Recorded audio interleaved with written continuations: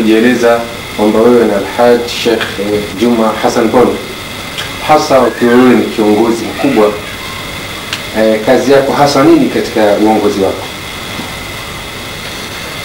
Bismillahirrahmanirrahim. Alhamdulillahi rabbil alamin. Allahumma salli wa sallim ala sayyidina Muhammadin wa ala alihi wa ashabihi wattabi'ina lahum bi ihsani ila yawmiddin wa ba'd.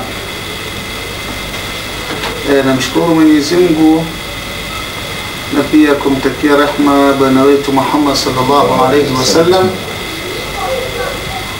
kwa fursa hii ambayo nimeipata katika mahojiano mbalimbali ya kidini.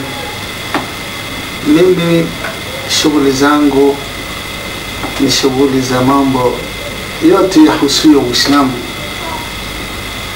Kila ambalo linahusu Uislamu ndio kazi yangu, katika kuelimisha, katika kuelekeza na katika mambo mbalimbali yanayohusu zako za Kiislamu.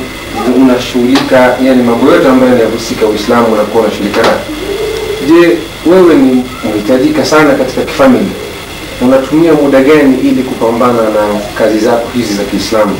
Unahitajika kwenda kufanya kazi zako ili familia zako ili wapate kupata chochote.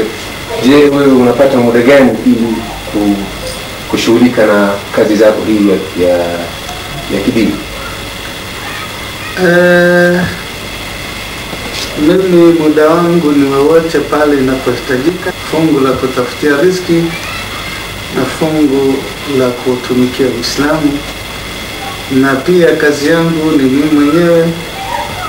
Kwa hiyo nimejipa fursa wakati wowote ninapohitajika katika masuala ya dini, basi ninapatikana kwa wakati ule, na wakati wangu mwingi nimeuweka huru kwamba wakati wowote nitapohitajiwa katika mambo ya dini tunashughulikia kwa kadri ambapo yatajitokeza na kadri ambavyo nafasi inayopatikana ni nafasi ninayojihukumu mimi mwenyewe.